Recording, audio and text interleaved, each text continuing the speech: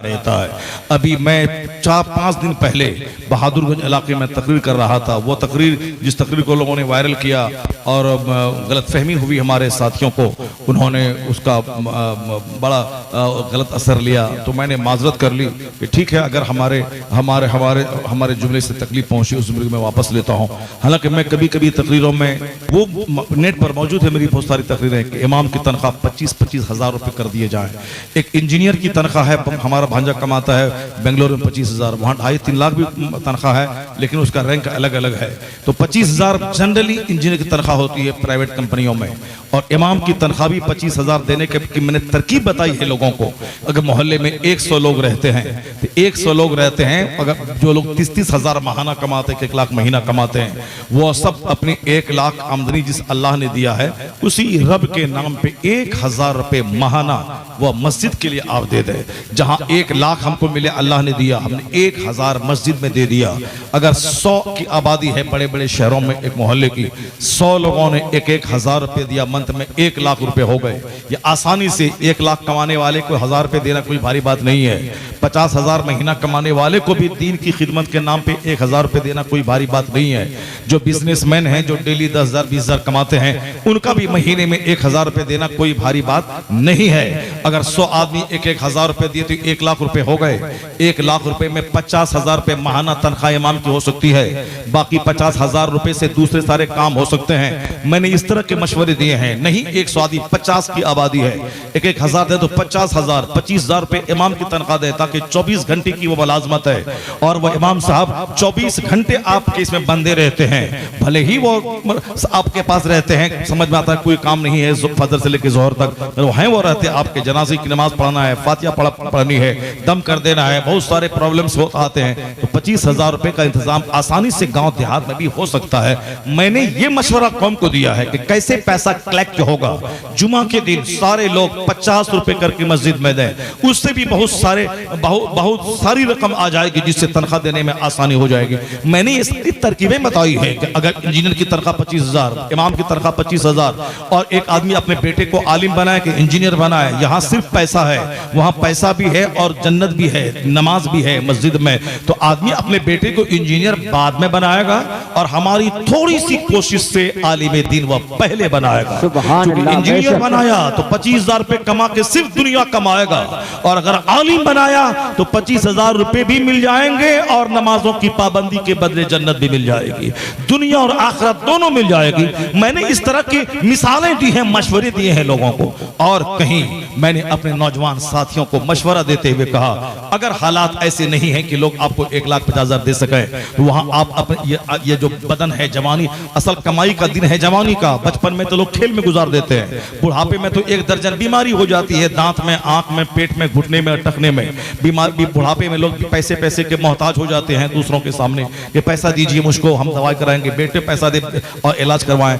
जवानी का जो क्रीम पीरियड होता है वही है पैसा कमाने का पीरियड होता है। उस पीरियड में अच्छे ढंग से खूब पैसे कमाए जाएं और पैसे को बचाए जाएं, ताकि अगर बुढ़ापा अल्लाह दे दे तो उन दिनों में इस पैसे से मदद मिल जाए, ताकि दूसरों के सामने दवाई के लिए हाथ ना फैलाए। तो जो जवानी का दिन है, क्रीम दिन है, भूखा रहकर, प्यासा रहकर, रात रात भर जाग कर, वो मेहनत करके, कुदाल चला के, फैक्ट्री में रह करके, बिजनेस करके, सफर करके, मेहनत करके कमा सकता है। तो जवानी का पीरियड कमाने का पीरियड भी है, इबादत का पीरियड भी है, और ये दोनों मौका मिला हुआ है। आप जवान हैं, मौलाना हैं, इमाम हैं, तो क्या हुआ, आप जवान हैं, आपके बदन में ताकत है, उसका इस्तेमाल करके आप किताबों का मुताला करें, स्कूल में पढ़ाएं, मदरसे में जाके पढ़ाएं, मस्जिद से 10,000, मदरसे से 10,000, 20,000 कमाएं, आराम से खुशहाल जिंदगी बसर करें। अगर नहीं इस तरह का माहौल है तो फिर आप बिजनेस करें। लोग अब बच्चे इसको बोझ समझते हैं, लेकिन जब आप नमाजों की पाबंदी के साथ आप बिजनेस करेंगे तो लोग बुरा नहीं समझेंगे। बुरा उस वक्त समझते हैं जब आप बिजनेस के चक्कर में नमाज छोड़ने लगे, 5 टाइम में 2 टाइम आने लगे,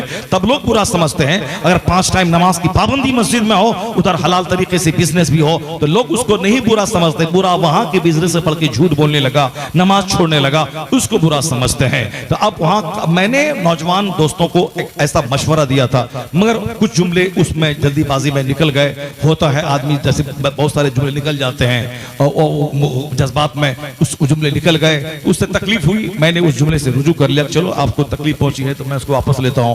अल्लाह ताला आलिमों की इज्जत में इजाफा फरमा दे। मगर मेरी सोच ये थी जो आप समझ रहे हैं, आप समझ गए नहीं मेरी बात, आप समझ, मेरी कहने की सोच ये थी, मेरा ये मशवरा था, मैंने ये कहा।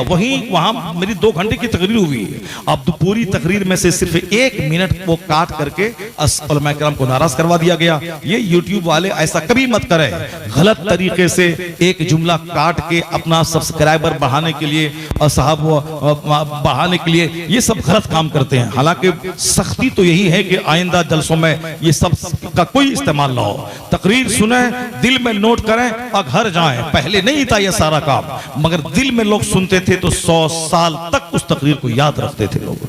हमारे वालिद साहब कहते थे कि 40 साल पहले एक मौलाना आए थे, बड़ा जलसा हुआ था, नाखून काटने का तरीका बताया था। आज तक मुझको वो तरीका याद है। नाखून काटने का तरीका आपको मालूम नहीं होगा, आप उठाए, ब्लेड उठाया, आप काट दिए शुरू। आप पूछे मुफ्ती आजम खलीफा से नाखून काटने का तरीका क्या होता है। दाहिने हाथ की शहादत की अंगुली से स्टार्ट करना है, उसके बाद वाला नाखून काटना है, फिर ये काटना है, फिर ये काटना है, फिर इसकी छंगुलियों को काटना है, फिर इसका, फिर इसका, फिर इसका, फिर इसका, फिर लास्ट में इस अंगूठे का, यानी यहां से दाहिने हाथ से, यहां से शुरू, इसी अंगूठे पे आके खत्म। ये है तरीका, सुन्नत तरीका नाखून काटने का। मैंने किताब में तो बाद में पढ़ा, पहले मेरे वालिद साहब ने बताया कि ये तरीका मैंने आलिम दीन की ज़बानी जलसे में मैंने तकरीर में सुनी थी, उसके बाद से मैं इसी तरह से नाखून काटता हूं। तो बाप को अगर सुन्नत तरीका मालूम हो तो बेटा किताब पढ़े बगैर बाप से सुन के सुन्नतों को सीख जाता है। तो इसलिए जलसे जुलूस में जब भी जाएं वहां गौर से सुने। ये यूट्यूब, व्हाट्सएप, फोटोग्राफी सबको बंद करे, दिल का फोटो कैमरा जिंदा कर दे। इधर तकरीर हो और दिल गटागट उसको टेप कर ले, और इतना टेप हो कि जिंदगी में कभी यहाँ का फोटो खत्म ही नहीं होता है। कैमरा का फोटो डिलीट हो जाता है और दिल में जो फोटो हो वो क़यामत तक वो डिलीट नहीं होता है। इसलिए इन सारे खुराफात वाहियात जो झगड़ी की जड़ है, इन सबों को खत्म करें और दिल को बेदार करें, दिल को जिंदा करें, दिल से सुने और दिल में आलिम दिन की मोहब्बत को जगह दें, उनकी बात गौर से सुने, सारी जिंदगी उनकी बात आपके साथ रहेगी। वही मैंने वहां 2 घंटे तकरीर करने से पहले मैंने 1.5 घंटे की तकरीर एक दूसरी जगह मैंने की थी। वो बहुत बड़ा कम्प्लेक्स है साहब, वो अमानत कम्प्लेक्स है। उस कम्प्लेक्स यानी पूरे इस इलाके में गांव देहात के बाजार में उतना जबरदस्त मार्केट मैंने कहीं नहीं देखा। चूंकि उनको लोग अमेरिका रहते हैं, डॉक्टर है, वो बहादुरगंज में उन्होंने एक जबरदस्त मार्केट बनाया और वही कम्प्लेक्स में प्रोग्राम था। जो उसका कम्प्लेक्स का प्रोग्रामर था, जो मालिक था, वो रहता है सिलीगुड़ी में है, मगर मेरी तकरीर सुनने के लिए सिलीगुड़ी से यहाँ आया था। तो वहां पे उन्होंने 1.5 घंटे की तकरीर हुई। सुनने के बाद मैंने शराब की मजम्मत, और चूंकि मुझको मालूम हुआ था कि वो दौलत की फरावानी की वजह से शराब के आदी हो गए हैं, और फिर उसके हार्ट का बाईपास सर्जरी तो नहीं बल्कि यहाँ स्टंट लग चुका है, जो कैसे होता है वो लग चुका है उसका, क्यों? शराब पीने की वजह से। मैंने जब शराब की मजम्मत पे और नमाज की पाबंदी की अहमियत पे मैंने गुफ्तगू की तो वो मेरे पास आया और रोने लगा। कहा फजर की नमाज, फजर से लेके मैं नमाज चालू कर दूंगा और अल्हम्दुलिल्लाह बहुत सारी बुराइयां जो मेरे अंदर थी, अल्हम्दुलिल्लाह आज के बाद से मैं सबको मैं छोड़ दूंगा।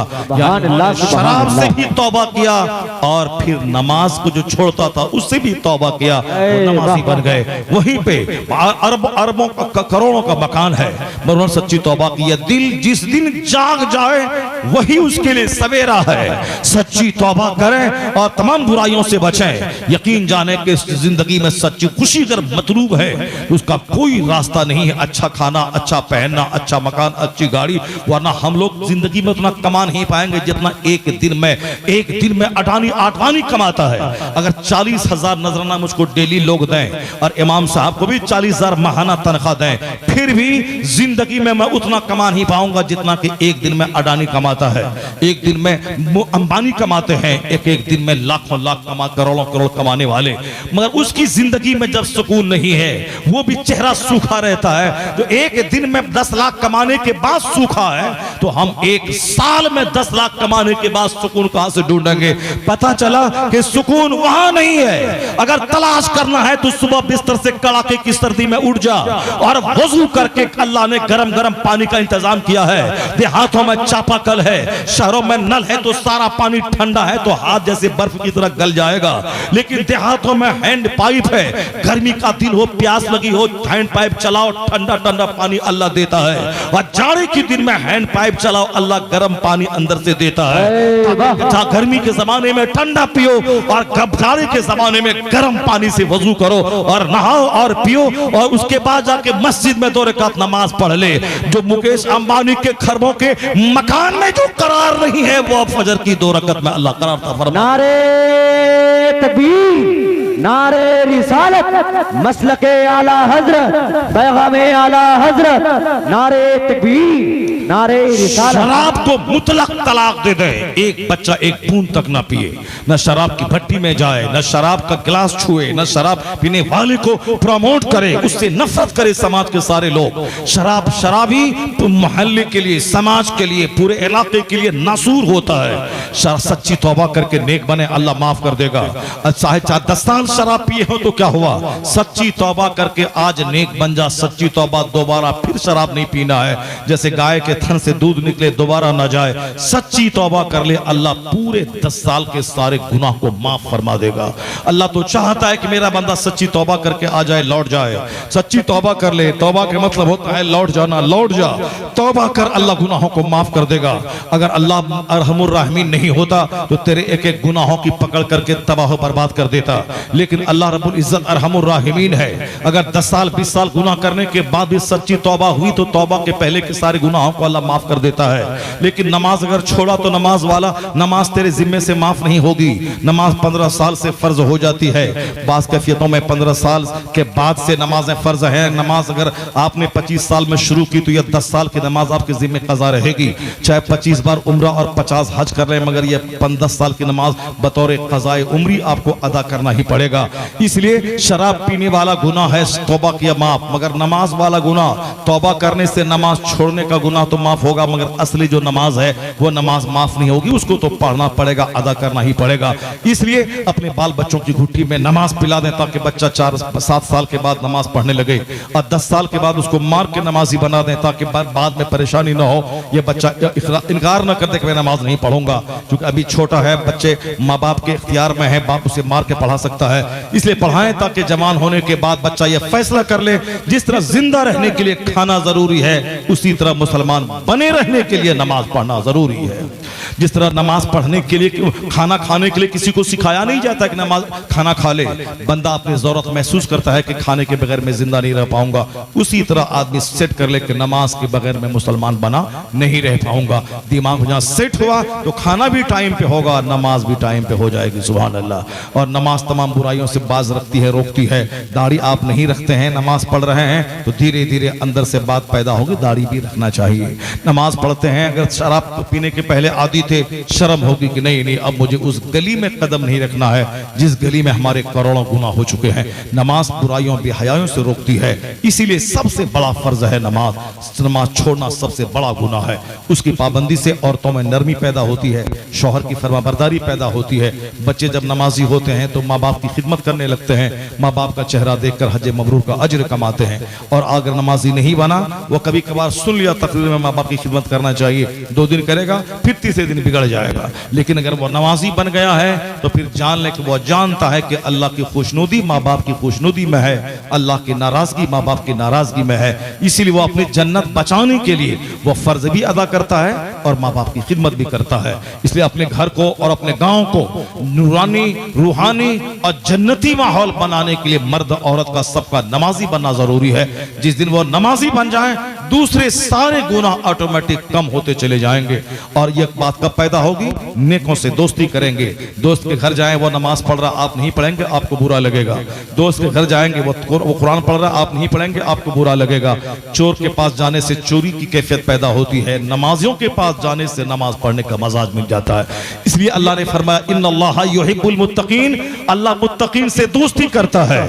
जब अल्लाह जिससे दोस्ती करे तो अल्लाह ताला बेपनाह इनामात से मालामाल करता है, इज्जत देता है, शराफत देता है, करामत देता है, उसको मकबूलियत देता है। और उनसे जो दोस्ती करे उनकी दोस्ती की झलक उसमें भी पैदा हो जाती है। जिस तरह दुनियादार की दोस्ती दुनियादार बनाती है, उसी तरह दीनदार की दोस्ती आपको हमको सबों को दीनदार बना देती है। अल्लाह तबारक व तआला हमको और आपको सबों को दीनदार बनने की तौफीक अता फरमाए। दीनदारों के सरदार, दीनदारों के इमाम आज की तारीख में सरकार आला हजरत फाजिल बरेलवी रज़ी अल्लाह तआला अन्हु हैं। उनसे सच्ची मोहब्बत कीजिए, इश्क रसूल मिलेगा, नजदियत व वहाबियत से आप बचेंगे। उनसे सच्ची मोहब्बत कीजिए, नमाज रोजे की पाबंदी का मजाज पैदा होगा। उनसे सच्ची मोहब्बत कीजिए, राफिजियत के मनहूस फितने से भी आप बच जाएंगे। उनसे सच्ची मोहब्बत कीजिए, ये जो नियाजी के नाम पे बेनमाजी गिरोह है उससे भी आप बच जाएंगे।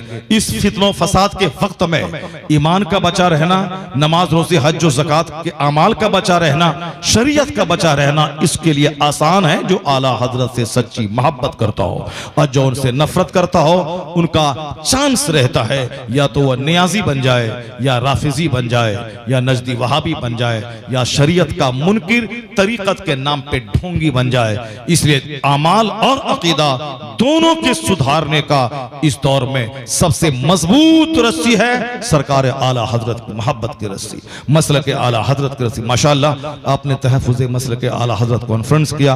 अल्लाह तबारक व तआला आपके गांव में बरकतें अता फरमाए। और टीटीएस माशाअल्लाह हम तो सुनते थे बरेली शरीफ में है टनाटन सुन्नी तहरीक और तहरीक तहफ़्फ़ुज़ सुन्नियत, और जिसको दूसरे लफ्जों में टनाटन सुन्नी भी बोला जाता है, टीटीएस और तहरीक तहफ़्फ़ुज़ सुन्नियत। माशाअल्लाह बंगाल जैसे इस देहात में वो तहरीक काम कर रही है, उस तहरीक के बैनर तले मसले के आला हजरत कॉन्फ्रेंस हो रही। बहुत बड़ी बात, मैं जितनी भी तारीफ करूं, जितनी भी तारीफ करूं, जितनी भी दाद दूं आपको बहुत कम है।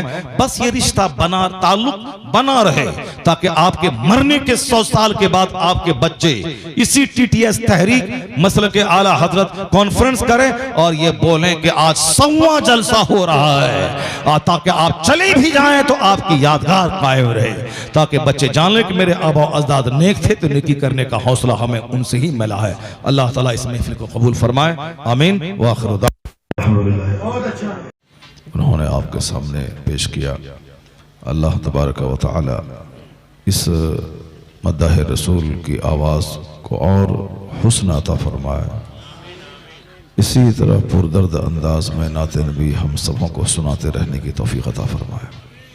आप लोगों ने भी सुनने का हक अदा कर दिया, आँखें फाड़ कर सुभान अल्लाह कहकर और मोहब्बत से बैठकर आपने भी सुनने का हक अदा कर दिया, सुभान अल्लाह। तो थोड़ी देर मुझे भी सुनेंगे आप? हाँ, मुझे भी सुने और इस बीच से कोई उठ के जाए नहीं। बहुत देर तक नहीं बोलूँगा चूँकि आप प्यासे हैं। राशिद भाई फिर आपकी प्यास बुझाएंगे। क्या देखिए मुस्कुरा रहे हैं लोग, माशाअल्लाह सुभान अल्लाह।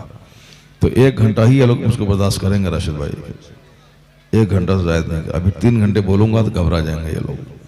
बस सिर्फ 1 घंटा या कुछ कम या कुछ ज़्यादा, ठीक है, ताकि राशिद भाई बिल्कुल ज़बरदस्त अंदाज में आपको नाते पाक सुनाए। बहुत दिनों के बाद पहली बार आपके गांव में आए हैं और हमारे शमीम नूरी साहब की निज़ामत क्या कहना, माशाअल्लाह। अब तो धीरे धीरे ये बुढ़ापे की तरफ जा भी रहे हैं और नकाबत जवान होती चली जा रही है। सुभान अल्लाह सुभान अल्लाह सुभान अल्लाह। और हमारे खलीफा हुज़ूर मुफ्ती आज़म हिंद मुफ्ती बशीर साहब क़िबला, माशाअल्लाह क्या कहना, पूरे इस गांव देहात में रहकर जो सुन्नियत का काम किया है, सुन्नियत को बचाने का काम किया है, अल्लाह ताला इसका बेहतरीन बदला अता फरमाए।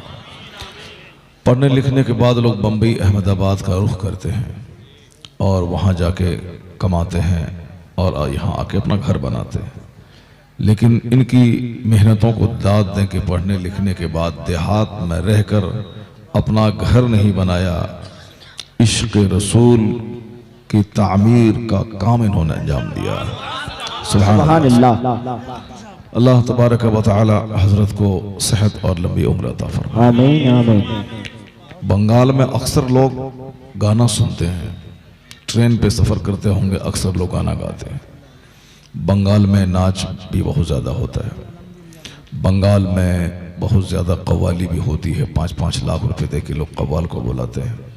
मगर अल्हम्दुलिल्लाह नौजवानों ने साबित कर दिया कि अब वह दौर ख़त्म हो गया, अब कव्वाली नहीं चलेगी, अब नाते रसूल चलेगी। सुभान अल्लाह सुभान अल्लाह सुभान अल्लाह। आप लोगों ने एक मैसेज दे दिया कि अब बंगाल में ऐसी बेदारी आई है कि अब यहाँ आला रुदल की कहानी नहीं चलेगी, यहाँ कुरान और हदीस की बात चलेगी। बेशक बेशक। सुभान अल्लाह साहब, बहुत प्यारी बात, बहुत अच्छी शुरुआत। इधर मैं कई साल से देख रहा हूँ बंगाल में, अगर बस थोड़ा सा मेला वगैरह का रिवाज कम हो जाए, औरतें बेपर्दा ना फिरें और कोई सामान नहीं बिके, तो फिर यह जलसा समझ लें कि उत्तर प्रदेश के बड़े बड़े जलसों की तरह होता चलाएगा। सुभान बेशक। अब आइंदा इस बात का खास ख्याल रहे कि लोग आए, दीन इस्लाम सुने, सीखें और चले जाएं, मेला नहीं लगे और सामान नहीं बिके, वरना मेरी माँ बहन बेटियां वहीं खड़ी रहती हैं, बेपर्दा रहकर खुद बदनाम होती हैं और जलसे को बदनाम करती हैं, इस इलाके के उलमा कराम को बदनाम करती हैं। चूँकि आजकल जानते हैं सोशल मीडिया का ज़माना है, यहाँ के सारे मनाजिर पूरे हिंदुस्तान में पहुँच जाते हैं। आज मैं आपके सामने बोल रहा हूँ और कल ये सारा हिंदुस्तान सुन लेगा उसको। अगरचे ये सब, इसमें बहुत सारे खुराफात को भी जन्म दिया इन्होंने, अगरचे दिल की गहराई से मैं इसकी तायद नहीं करता हूँ कि ये सब अच्छी चीज़ नहीं है। और हमारे ताजुश शरिया ने जो फतवा दिया है वीडियोग्राफी, फोटोग्राफी के हराम होने का, वो बिल्कुल सच है और सही है, लेकिन इसके जिम्मेदार वो लोग हैं जो लोग करते हैं। मैं तो इसको पसंद नहीं करता हूँ और कभी नहीं पसंद करूँगा। अल्लाह तबारक व तआला हम सबों को फितना फसाद से बचने और दीन का काम करने की तौफीक अता फरमाए। आमीन आमीन। एक बार मोहम्मद से दरूशी पढ़ें, अल्लाहुम्मा सल्लि व सल्लिम व बारिक अला हबीबिकल करीम। ए भाई खड़ा मत हो, बैठ जाओ, बैठो, कोई जाओ मत यहाँ से। इस गांव में आज अल्लाह रसूल का जिक्र हो रहा है, थोड़ी देर के बाद मजलिस खत्म हो जाएगी, लेकिन इसका फायदा बरसों तक महसूस किया जाएगा। जिस जगह बैठकर चंद लोग अल्लाह का जिक्र करते हैं, आपको मालूम है कि वह जगह क़यामत के दिन आपके हक में शहादत यानी गवाही देती है। जमीन कहती है कि इलाही, दूसरे लोगों ने तो मेरी पीठ पर तमाशा किया था, दूसरे लोगों ने तो मेरी पीठ पर बैठ के गाना गाया था, लेकिन कुछ लोग तेरे मुखलिस बंदे थे जो बैठकर तेरा जिक्र किया था। यौम इज़िन तुहद्दिसु अखबारहा, आया है कुरान करीम में कि जिस दिन ये ज़मीन अपनी खबरें बताएंगी। ये ज़मीन जो इस पर हम लोग बैठे हैं, ज़मीन को भी अल्लाह ने पैदा किया है और हम और आपको भी अल्लाह ने पैदा किया। तो हम अपना काम कर रहे हैं, ज़मीन अपना काम कर रही है। ज़मीन क़यामत के दिन बोलेगी कि मुझ पर बैठकर इसने फला फला काम किया था। अगर आपने गलत काम किया तो ज़मीन आपकी मुखालफत में गवाही देगी, इलाही मेरी पीठ पर इन्होंने झूठ बोला था, मेरी पीठ पर बैठकर इन्होंने ग़ीबत की महफिल सजाई थी, मेरी पीठ पर बैठकर इन्होंने ताड़ी पिया था। उस वक़्त बताएं क्या हाल होगा। यहाँ भले ही तन्हाई में आप जाकर किसी खेत में ताड़ी पी लें, लेकिन क़यामत के दिन वो ज़मीन गवाही देगी कि मालिक तेरी पीठ पर बैठकर इसने ताड़ी पिया था। इसलिए जहाँ कहीं भी रहें, चाहे खेत में, खलियान में, बांस बाड़ी में, आम बाड़ी में, चाहे होटल में, चाहे अपने घर में, जहां भी रहें इस बात से डरते रहें कि अल्लाह तो मुझे देख ही रहा है और साथ ही साथ जिस जगह मैं बैठा हूं ज़मीन का ये हिस्सा भी मेरे काम की खबर ले रहा है। और क़यामत के दिन जब इसको ज़बान अल्लाह देगा तो ज़मीन बयान करेगी, मालिक तेरे इन बंदों ने मेरी पीठ पर ये काम किया था। और अगर आपने सजदा किया है, आपने जिक्र इलाही किया है, तो खुश हो जाएं कि कोई गवाही दे ना दे, ये ज़मीन तो आपके फेवर में गवाही देगी। इसलिए जहां कहीं मौका मिले इस ज़मीन को गवाह बनाते हुए सजदा किया करें। मेहमानी खाने जाएं, वहां सजदा करें। फ़र्ज नमाज कहीं पढ़ें, सुन्नत दूसरी जगह पढ़ें, नफल तीसरी जगह पढ़ें, रात में अपने घर में नमाज पढ़ें, बागीचा जाएं वहां नमाज पढ़ लें, नदी के किनारे वहां नमाज पढ़ लें, नहीं नमाज वजू नहीं है वहां बैठ करके 10 बार ला इलाहा इल्लल्लाह मुहम्मदुर रसूलुल्लाह सल्लल्लाहु अलैहि वसल्लम का विर्द कर लें। तो और दरख्त को पकड़ करके उसको गवाह बना के कलमा शरीफ पढ़ लें, ताकि क़यामत के दिन ये दरख्त गवाही दे के इलाही मुझको थाम के इन्होंने तेरा कलमा पढ़ा था। सुभान अल्लाह, सुभान अल्लाह। मिट्टी का ढेला उठा करके पढ़ें अशहदु अल्ला इलाहा इल्लल्लाह, मैं गवाही देता हूं कि अल्लाह के अलावा कोई माबूद नहीं। वो मिट्टी गवाह हो जाएगी आपके मोमिन होने की। और जिस घर में जहां सजदा होता है वह जमीन दूसरे हिस्सों पे फख्र करती है। वाह, जैसे हमारे घर में कोई प्रधानमंत्री आ जाए तो हम कहते हैं ना कि भाई तुम लोग क्या हो, मेरे घर में तो प्रधानमंत्री आया है, मेरे घर में विधायक जी आए हैं, मेरे घर में सांसद जी आए हैं, मेरे घर में डीएम जी आए हैं। सारा गांव दौड़ के आता है, कैसे खुशनसीब है इसके घर में डीएम आ गए। ठीक उसी तरह जमीन का यही हिस्सा जिस पर लोग बैठ करके अल्लाह अल्लाह करते हैं, ये जमीन का हिस्सा उस हिस्से पर जहां कोई अल्लाह का जिक्र नहीं किया उस पे ये हिस्सा इतराता है, नाज करता है और कहता है मैं खुशनसीब हूं कि आज मेरी पीठ पर अल्लाह के बंदों ने अल्लाह का जिक्र किया। तो अब तजर्बा बताता है कि जहां जलसा होता है अल्लाह रसूल का जिक्र होता है उस जमीन पे फसल ज्यादा पैदा होती है। अगर यकीन नहीं आए तो आप अपने दरवाजे पे 2 दरख्त लगा लें, चाहे गुलाब का हो या आम का हो या लीची का हो या अमरूद का हो या पपीता का हो, जो भी हो 2 दरख्त लगाएं। मैंने तो उसको आजमाया है। 2 दरख्त लगा लें, एक दरख्त के पास रोजाना 2-4 बार कलमा शरीफ पढ़ें, दरूद शरीफ पढ़ें या नाते रसूल गुनगुनाएं, और दूसरे दरख्त के पास नहीं गुनगुनाएं।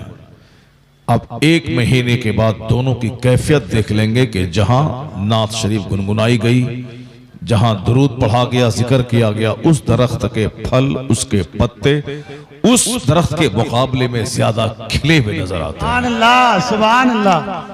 अगर यकीन नहीं आए तो कल ही जाकर के अपने दरवाजे पे आप लगा दें, कल ही जाएं, कल ही जाएं। 2 पेड़ लगा दें, आप सुपारी का ही लगा दें, नारियल का लगा दें, गुलाब का लगा दें, आम का लगा दें, और एक के पास रोजाना सुबह और शाम कलमा शरीफ पढ़ें, नात शरीफ पढ़ें। दरख्त के पत्ते भी नाते पाक सुनकर मुस्कुराने लगते हैं। और फिर जहां नहीं पढ़ा जाता है, जिसके पास अल्लाह का जिक्र नहीं होता है, वो दरख्त के पत्ते बहुत ज्यादा खुश न होने की वजह से फल भी कम आते हैं, उसमें कलियां भी कल खिलती हैं और दरख्त के पत्तों में निखार भी कम होता है। तो जब दरख्त के पत्ते नाते रसूल के असर कबूल करते हैं, जब दरख्त के पत्ते जिक्र इलाही और जिक्र रसूल से खुश होकर खूब शानदार ढंग से कारकर्दगी का मुजाहरा करते हैं, तो जिस घर में नमाज होती है, जिस घर में सजदा होता है, ये जान लें कि वो घर ज्यादा बाबरकत और ज्यादा नूरानी हो जाता है। आज हमारे पास शिकायतों के अमार लगे हैं कि मेरे घर में बरकत नहीं है, मेरा बेटा बंबई कमाता है, अहमदाबाद कमाता है, मेरे पास 50 बीघा जमीन है, और मगर उसके बावजूद कहां चले जाते हैं पैसे पता नहीं चलता है। ये शिकायतें अक्सर लोगों के पास हैं, अक्सर लोगों के पास हैं कि पैसे आते हैं मगर कहां चले जाते हैं पता नहीं चलता, बरकत नहीं है, तावीज इधर उधर जाना, आमिलों के पास भटकना। तो आप ये जान लें कि आपके घर में नमाज फज्र हुई या नहीं हुई। नमाज फज्र जिस घर में नहीं होती है, जहां लोग नमाज नहीं पढ़ते हैं, उसके चेहरे का नूर ही खत्म हो जाता है। हदीस में आया है कि चेहरे का नूर खत्म हो जाता है, चेहरे की लाइटिंग खत्म हो जाती है। तो जहां नमाज फज्र छोड़कर 1 लाख रुपए का साहब वहां सामान खरीद ले या अमीलों के पास जाके ताबीज़ात 1000 ले ले, तो हदीस रसूल की रोशनी में जब चेहरे का नूर खत्म हो जाएगा तो दुनिया की कोई चीज उस नूर को वापस नहीं ला पाएगी।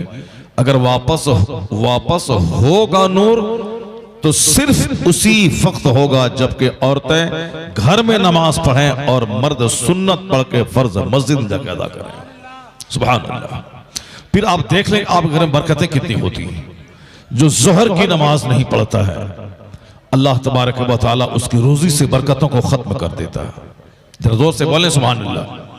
उधर मत देखें उधर क्या हो रहा है, बाजार लगा है, तमाशा हो रहा है, मेरी तरफ देखें, मेरी बात सुने।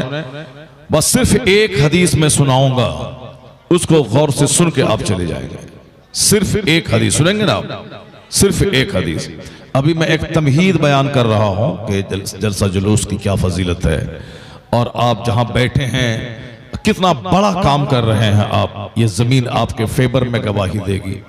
तो इस तरीके से इस जलसेगाह को तमाशा और तफरी न बनाए, मजहबी एंगल से देखेंगे तो बहुत बड़ी नेमत है ये जलसा। जिस गांव में आज 50 साल से जलसे हो रहे हैं, उसके फवायद ये महसूस होते हैं कि उस गांव में जादू टोना सहर।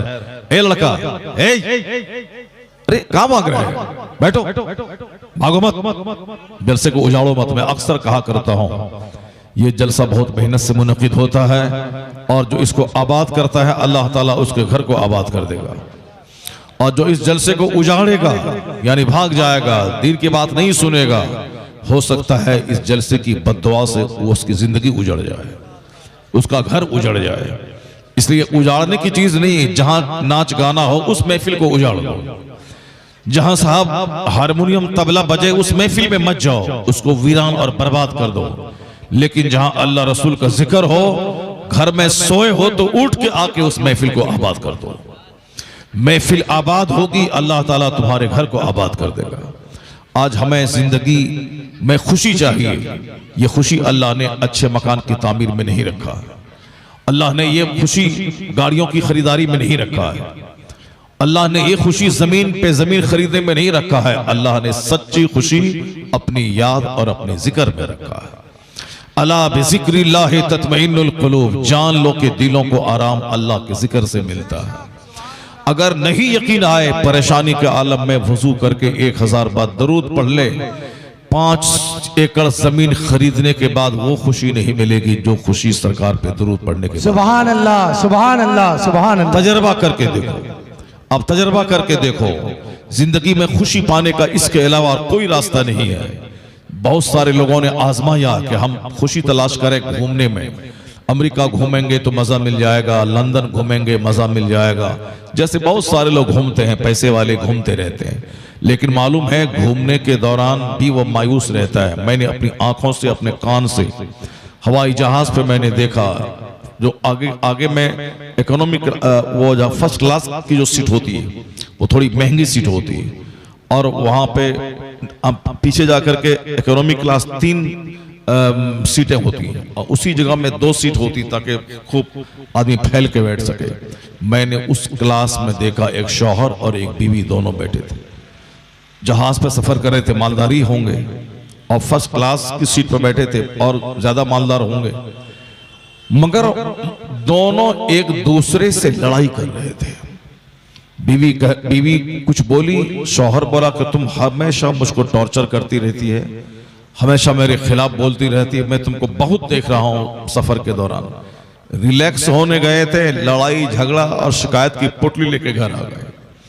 दोनों में रास्ते भर लड़ाई होती है, ये अक्सर मैं देखता हूं। अजमेर लोग यहां से जाते हैं, लड़ झगड़ के आ जाते हैं। हज करने के दौरान मैंने देखा एक गांव के 5-10 लोग जाते हैं, वो सब वहां से लड़ झगड़ के आते हैं और कसम खा लेते हैं कि मैं उससे बात नहीं करूंगा, चूंकि वो अकेले तवाफ कर लिया और मुझको साथ में लेके नहीं गया, वो अकेले उम्रा कर लिया, मुझको लेके नहीं गया। ये शिकायत की पोटली लेके वहां से आते हैं। सफर में लोग सुकून ढूंढते थे, मगर सफर में सुकून क्या मिलेगा, वापस आने के बाद बेचैनी की आग लगी। मैं अक्सर बोलता हूं कि पटना का एक अरबपति बाहर से घूम के आया था, फॉरेन से। 3-4 दिन के बाद उनके घर से 4 लाश निकली। उन्होंने अपने बेटे को गोली मार दी, अपनी बेटी को गोली मार दी, बीवी को गोली मार दी, खुद गोली लेके मर गया। यानी एक घर की कहानी खत्म हो गई। अरबों खरबों का कारोबार करने वाला सुकून की तलाश में मारे मारे फिरता है। सुकून सफर में नहीं है, सुकून घूमने में नहीं है, सुकून दिल्ली और बंबई के मकानात को देखने में नहीं है। सुकून है कहां? मस्जिद की टूटी चटाई पर सजदा करने में अल्लाह ने सुकून रखा है। आप अपने मोहल्ले की मस्जिद में जो जिसकी दीवारें कच्ची हों, जिसके ऊपर में घास पड़ी हो, उस मस्जिद में आप सजदा करें। आप याद रखें, व्हाइट हाउस या बुर्ज खलीफा का नाम अभी लिया राशिद भाई, दुबई में एक बिल्डिंग है बुर्ज खलीफा, उसका नाम है, आप जानते होंगे। वो 165 मंजिला है। कितना है? 165 मंजिल का वो मकान है, दुनिया का सबसे बड़ा मकान है। चूँकि राशिद भाई वहाँ गए हैं दुबई नात पढ़ने के लिए, और फिर वहाँ बुर्ज खलीफा घूमने भी गए हैं, और अल्हम्दुलिल्लाह हम भी दीनी गुफ्तगू करने की बरकत से दुबई गए, और वहाँ 1 दर्जन तकरीरें मेरी दुबई में हुई, और उसी दौरान बुर्ज खलीफा घूमने के लिए हम भी गए थे। साहब जब देखा बुर्ज खलीफा 165 मंजिला मकान को तो दंग रह गया। इस तरह 2 मंजिला मकान मेरे देहात में लोग बना लेते हैं तो मस्त रहते हैं कि 2 मंजिला मकान इसके पास है, 3 मंजिला उसके मकान उसके पास है। जहां 165 मंजिल का मकान हो उसका क्या हाल होगा? 165 मंजिल का मकान, और उस 165 मंजिला मकान में एक आदमी दुबई का है जिन्होंने वहां मस्जिद भी बनाई है, और वो इस इलाके के आलिम साहब मौलाना अख्तर साहब रहते हैं दुर्वेश साहब की मस्जिद में। उस दुर्वेश भाई का अपना फ्लैट भी बुर्ज खलीफा में है। कितने बड़े मालदार होंगे, मैंने सुना है वल्लाह अलम बिसबाब। और बंबई के फिल्म एक्टर लोग जो हैं जिसके पास करोड़ों पैसे हैं, उनका एक फ्लैट उस इलाके में है। उस बुर्ज 165 मंजिला मकान है, उसमें लोगों ने अपने फ्लैट खरीद रखते हैं। उस पूरे इलाके में समंदर के किनारे वो सब इलाका, कितने पैसे हैं। मगर आप यकीन जाने उस महल में रहने के बाद भी आदमी खुदकुशी करके मरता है, जहर खा के मरता है, शराब जहरीली शराब पी पी के मरता है। तो 2 मंजिला 3 मंजिला मकान में क्या मजा मिलेगा जब 165 मंजिला मकान में मजा नहीं है, तो 3 मंजिल के मकान में क्या मजा मिलेगा। असल मजा कहां है? जहां बांस की टट्टी हो, ऊपर में छप्पर पे घास हो, और फिर वहां 2 रकत नमाज अदा करें। जो बुर्ज खलीफा में करार नहीं है, वो करार आपके गांव की छोटी सी मस्जिद में मिल जाएगा। इसलिए सुकून की तलाश में मारे मारे न फिरें, सफर ज्यादा न करें, अमेरिका लंदन घूमने की जरूरत नहीं है, अपने मोहल्ले की मस्जिद का सफर करें, मदरसे में जाके कभी कभी बैठें जहां मुस्तफा के मेहमान पढ़ते हैं, जहां नाइबीन मुस्तफा पढ़ाते हैं, उन उलमा कराम की सोहबत में 2 घंटे बैठे, देखें मदरसे में पढ़ाई क्या होती है। हुजूर की हदीस सुनेंगे, आंख में आंसू के कतरे आ जाए। कुरान पाक की तिलावत सुनेंगे, दिल पसीज जाएगा, रोंगटे खड़े हो जाएंगे। और जब वहां देखेंगे हदीस पाक का दर्स हो रहा है, तो आप यकीन जाने हदीस रसूल की समाअत के सदके में आपके सीने को वो खुशी मिलेगी कि सोने का लॉकेट पहनने के बाद वो खुशी नहीं मिलेगी जो मदरसा में 2 घंटा बैठकर हदीस रसूल सुनने में मिल जाएगी। तो जहां खुशी थी वहां लोग जा ही नहीं रहे, इसलिए हजारों करोड़ों कमाने के बाद चेहरा सूखा रहता है, लोग परेशान हाल रहते हैं। चूंकि खुशी अल्लाह ने मदरसे में रखी है। जो मदरसे में पढ़ता है वो जन्नती है, जो मदरसे में पढ़ाता है वो जन्नती है, जो इल्म दीन सीखता है उसके पिछले गुनाहों का कफारा इल्म दीन हो जाता है। आलिम दीन जब रास्ते से चलते हैं तो दरख्त के पत्ते उसके लिए दुआ करते हैं, समंदर की मछलियां उसके लिए दुआ करती हैं, यहां तक कि सुराखों की चूटियां उसके लिए दुआ करती हैं।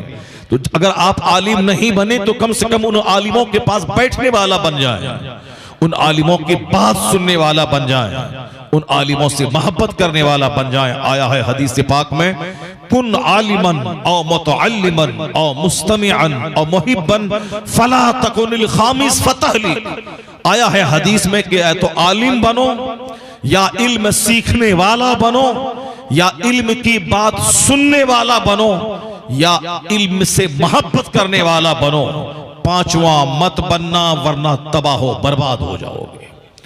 हदीस में आया है कि तुम तबाह हो जाओगे, बर्बाद हो जाओगे अगर तुमने इस 4 से हट के 5वां बना, यानी ये 4 में से कोई क्वालिटी तेरे पास मौजूद नहीं।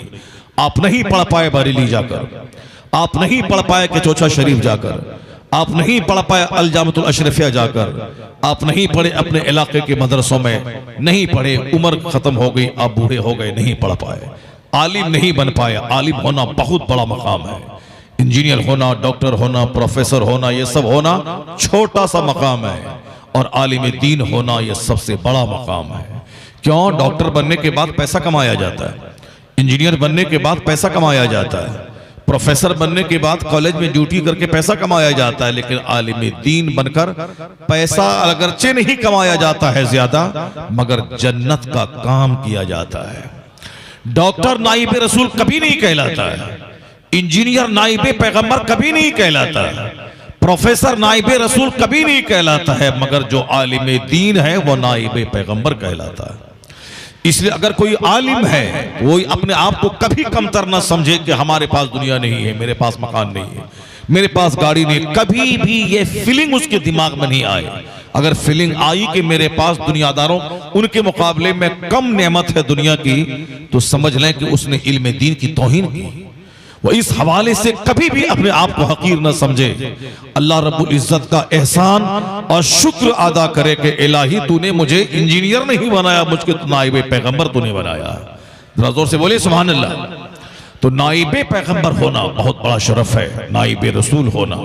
नाइब रसूल बिजनेसमैन नहीं होता है, अगर वह किराए के घर में रहे, मिट्टी के घर में रहे, मगर कुरान हदीस का इल्म है, वो नाइब रसूल कहलाता है। सुभान अल्लाह। और अगर नाइब रसूल नहीं बन पाए तो मुतअल्लिम बन जाओ। हदीस में आया है कि कुन आलिमन औ मुतअल्लिमन, नहीं पढ़ पाए आप, आलिम नहीं बन पाए, तो दूसरा ऑप्शन मौजूद है, आप इल्म सीखने वाला बन जाइए।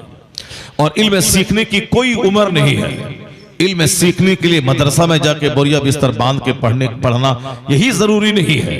वह लोग पढ़ें जो उस पढ़ाई की उम्र में है, लेकिन जो लोग बड़े हो गए अब नहीं पढ़ पाएंगे, मदरसे में नहीं जा पाएंगे, उसका शानदार तरीका है कि आलिम दीन के पास कभी कभी जाके 2 घंटे बैठा करें, उनकी बात सुना करें, और कभी जलसे में आया करें। इस जलसे में जहां कुरान हदीस का पैगाम नश्र होता है, या आके 2-4 घंटे बैठा करें। तो आप आज अभी हो गए मुतअल्लिम, इल्म सीखने वाला, आप इल्म सीख रहे हैं। मैं आपके सामने अल्लाह रसूल का जिक्र कर रहा हूं और आप अल्लाह रसूल का जिक्र सुन रहे हैं, तो पहला दर्जा है कि जिक्र करने वाला आलिम बनो। अगर वो नहीं बन पाए तो दूसरा दर्जा है कि इल्म सीखने वाला बन जाओ।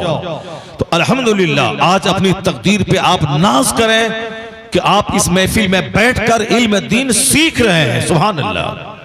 तो यानी 5वां आप नहीं, उस 4 में से एक ऑप्शन पे अमल आपका हो रहा है। आप आलिम नहीं है, ठीक है, मगर मुतअल्लिम है, आप इल्म सीख रहे हैं। वह मुतअल्लिम सुपीरियर मुतअल्लिम है जो मदरसे में 10-12 साल पढ़ते हैं, वह सुपीरियर मुतअल्लिम है, कंटिन्यू पढ़ते हैं। और आप उस इल्म दीन के सीखने का एक अदना दर्जा है कि आप वहां नहीं पढ़ पाए, आप जुमा के दिन अपनी मस्जिद में इल्म सीखते हैं, सुनते हैं। ईदैन के खिताब में आप इल्म दीन सुनते और सीखते हैं, और इस तरह के जलसों में गाहे बगाहे बैठकर आप अल्लाह रसूल का जिक्र सुनते हैं। आप हो गए मुतअल्लिम, आप तबाह बर्बाद नहीं होंगे। तीसरा ऑप्शन है कि अगर इल्म दीन सीखने का मौका नहीं मिला, यानी मदरसे में नहीं पढ़ पाए, आलिम के पास जा करके नहीं पढ़ पाए, तो तीसरा ऑप्शन है कि मुस्तमिअन, इल्म की बात सुनने वाला बन के रहो और सुनना, वरना दिल उजड़ जाएगा। आजकल दिल उजड़ा हुआ है आदमी का, बोलना कुछ है तो बोलता कुछ है, सोचना कुछ है तो सोचता कुछ है। अच्छी बात बोलिए तो उसको बुरी लग जाती है, अब बुरी बात बोलिए तो बहुत सारे लोग साथ देने लगते हैं। ये बताइए, नमाज पढ़ना सबसे अच्छी बात है कि नहीं? मस्जिद में कितने लोग हैं जो नमाज पढ़ते हैं? सारे लोगों को मालूम है शराब पीना कितना बड़ा जुर्म है, बस शराब की भट्टी में कितने लोग नजर आते हैं। शराब की एक एक बूंद हराम है, एक एक बूंद अगर अंदर में दाखिल हो जाए, आया है किताब में कि 40 दिन तक कोई दुआ कबूल नहीं होगी। उसी हालत में अगर वह मर गया तो जन्नत की खुशबू उस पे हराम हो जाएगी। शराब उम्मुल खबाइस है, तमाम बुराइयों की मां है, जहां से बुराइयां जन्म लेती हैं। एक शराबी अपनी मां से जिना कर लेता है, चूंकि अपनी मां को बीवी समझ में लेता है। शराबी की अक्ल जायल हो जाती है, वह बीवी और मां में फर्क खत्म कर बैठता है। एक शराबी वो पेशाब, गाय का पेशाब पी लेता है, जिस तरह से गाय पेशाब कर रही है उसका बच्चा पीता है, उसी तरीके से बहुत सारे शराबियों को देखा गया।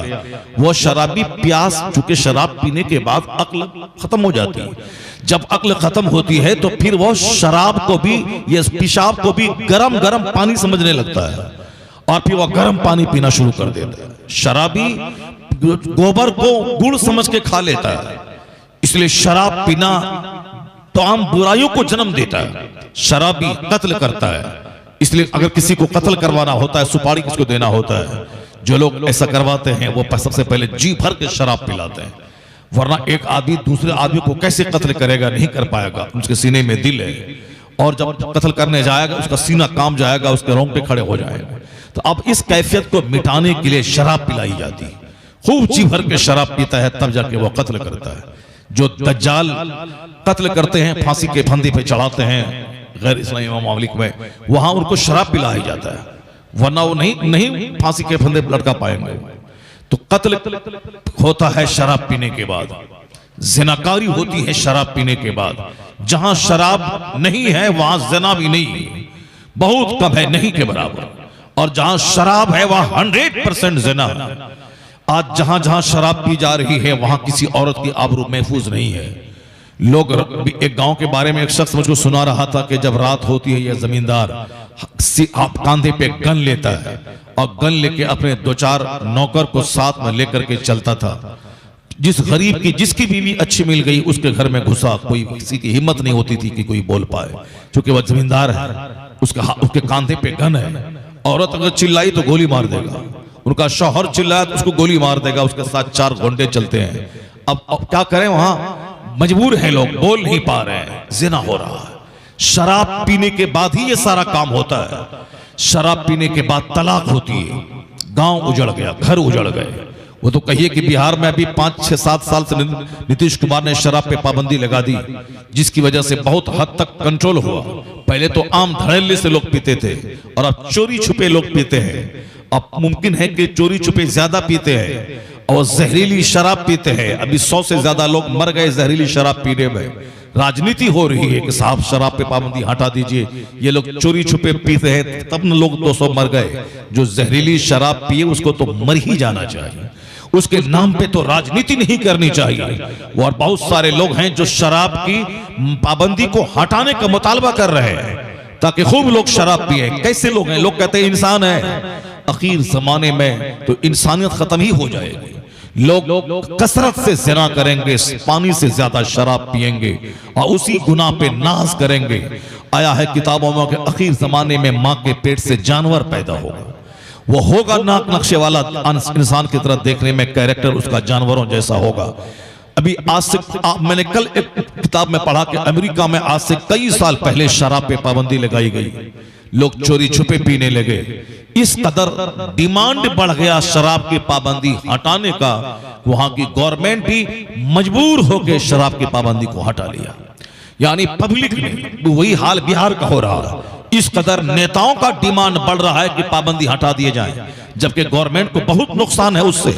शराब पर पाबंदी लगाने से गवर्नमेंट की आमदनी घट गई है, क्योंकि बहुत बड़ा राजस्व, बहुत बड़ा सरकारी खजाने में माल उसी शराब की दुकान, शराब के लाइसेंस देने में मिलता था। लेकिन उन्हें पाबंदी लगा दी कि नहीं हम खसारा घाटा बर्दाश्त कर लेंगे, मगर गरीबों का घर उजड़ता हुआ देखना बर्दाश्त नहीं करेंगे।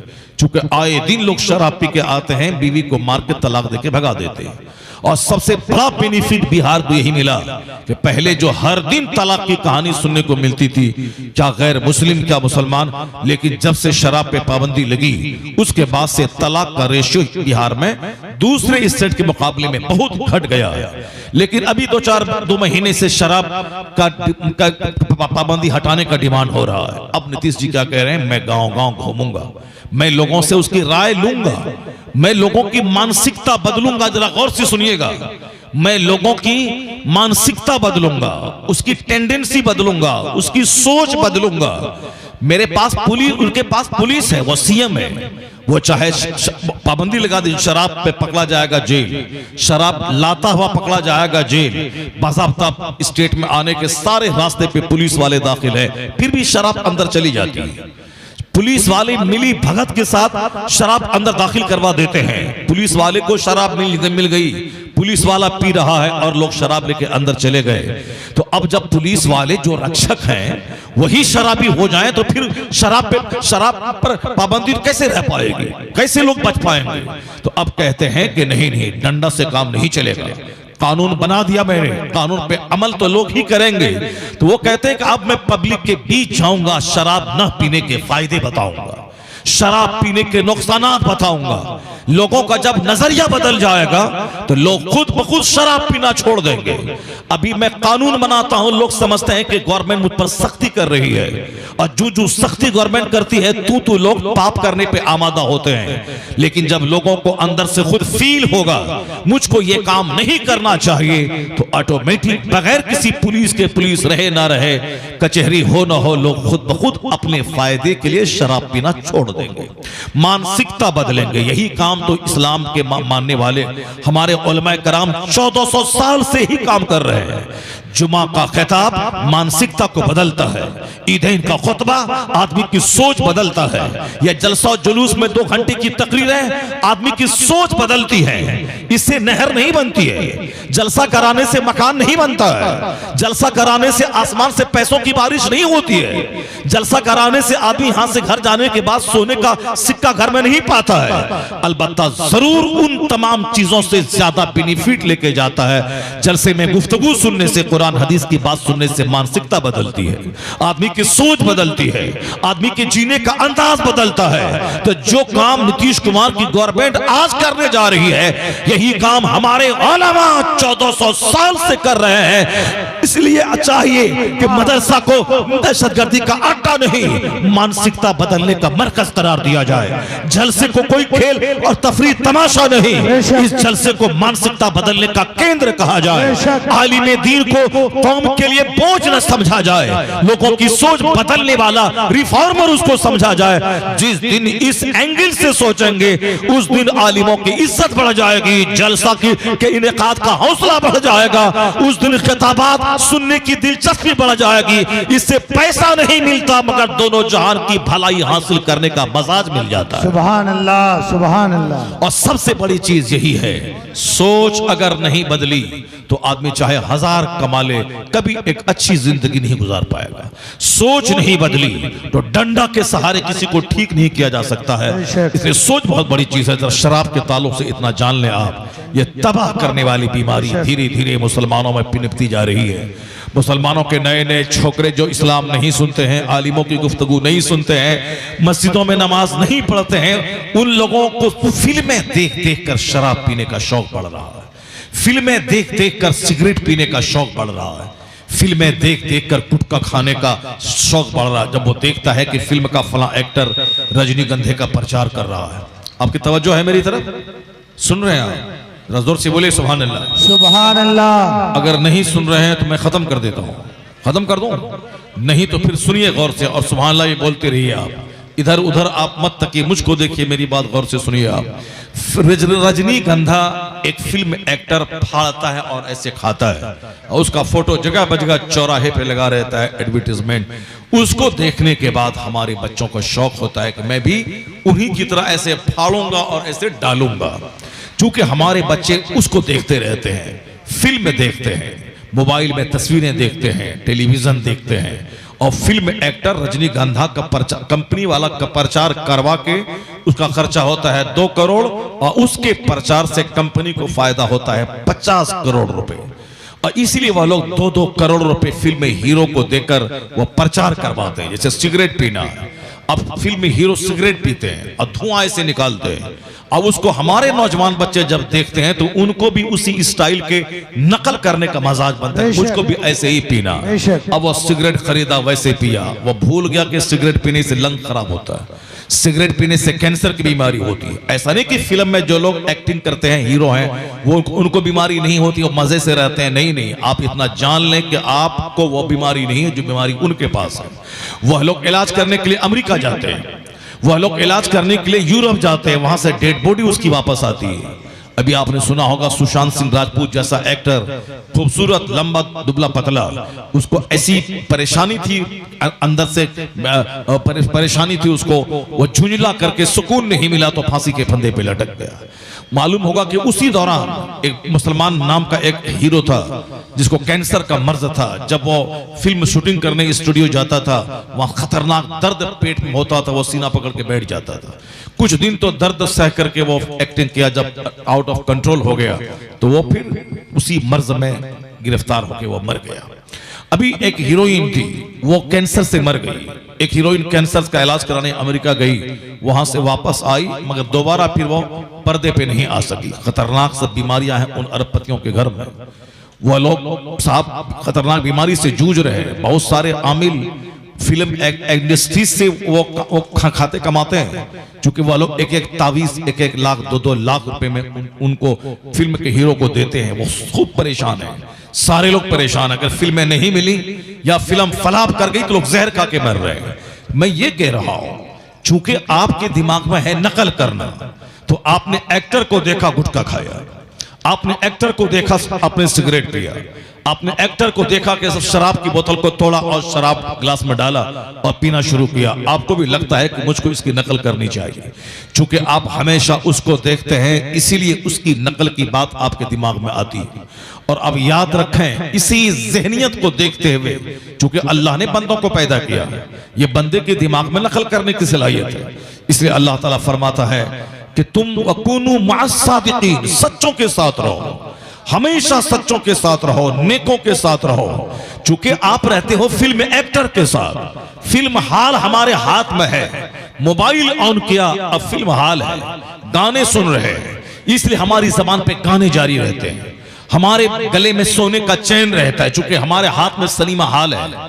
सारी दुनिया को मैंने मुट्ठी में कर लिया है। अब वहां हमने जैसा जैसा देखा वैसी वैसी बात मेरे दिमाग में आई। कुरान के इरशाद के मुताबिक अगर हम बचपन से सच्चों के साथ रहते, आलिमों के साथ रहते, तो सिगरेट पीने का जुनून दिमाग पर नहीं चढ़ता, हमारे दिमाग में नमाज पढ़ने का जुनून सवार हो जाता, दुरूद पढ़ने का जुनून चढ़ जाता, हमारे दिमाग में जन्नत की फिक्र समा जाती, हमें दूध दही खाने का मजाज पैदा होता, हमें सुन्नत के मुताबिक खाना, क्या खाएं क्या नहीं खाएं ये सलीका मुझको आ जाता, क्या हराम है क्या हलाल है ये हुनरमंदी मुझको आ जाती। और किसी भी आलिम दीन को आप देखते कि वो बैठ के पानी पी रहे हैं, आपके दिमाग में ही बात आती मुझको भी बैठ के पानी पीना चाहिए। आपको आता कोई आलिम दीन 3 सांस में पानी पी रहे हैं, तो आपके दिमाग में भी ये बात आती मुझे भी 3 सांस में पानी पीना है। आप देखते किसी आलिम दीन को, वो जब मस्जिद में दाखिल होते हैं तो दाहिना पांव अंदर दाखिल करते हैं और निकलते हैं तो बायां पांव निकालते हैं, तो आपको भी उसी तरह पांव बढ़ाने पांव निकालने का सलीका आ जाता है। आप रहते किसी आलिम की सोहबत में, आप देखते कि आलिम साहब जब बाथरूम जाते हैं तो पहले दाना बायां पांव डालते हैं, निकलते हैं तो दाहिना पांव निकालते हैं, तो आपको भी इसी तरह से बाथरूम जाने और वहां से निकलने का सलीका पैदा हो जाता। अगर आप आलिम दीन को देखते खाना खाते हैं, वो अब दोनों हाथ घट्टों तक धो के खाते हैं, लुकमा चबा चबा के खाते हैं, भूख बाकी रहे उससे छोड़ देते हैं, आपको खाने का सलीका आ जाता। आप देखते एक आलिम गुटखा नहीं खाता, मैं भी नहीं खाऊंगा, एक आलिम सिगरेट नहीं पीता, मैं नहीं पीऊंगा, एक आलिम दीन तारी शराब नहीं पीते हैं, मैं नहीं पीऊंगा, आलिम जो जो करते हैं वो मैं करूंगा। अगर बचपन से अपने बच्चों की घुट्टी में नेक लोगों की मोहब्बत पिला दिया, शरीयत ने कहा था जब तेरा बच्चा पैदा हो तो सबसे पहली ग़ज़ा जो उनके मुंह में जाए वह बुजुर्गान दीन का लुआब दहन हो, यानी उनके मुंह का लुआब हो, लुआब माने थूक, तो अनेक बंदों के मुंह में खजूर डाल दे, वह थोड़ा सा चबा करके उसको बच्चे के तालू में जबान पर डाल देंगे, तो सबसे पहली ग़ज़ा नेक लोगों का लुआब बच्चों को जब मुंह में जाएगी तो फिर वहां से उसकी सोच नेक वाली बन जाएगी, नेकी वाली सोच बन जाएगी, बच्चों की फितरत में नेकी पसंदी आ जाएगी, बच्चों की फितरत से शैतानी हमला दूर हो जाएगा। अगर ऐसा नहीं हुआ तो फिर बच्चों की सोच बिगड़ जाएगी।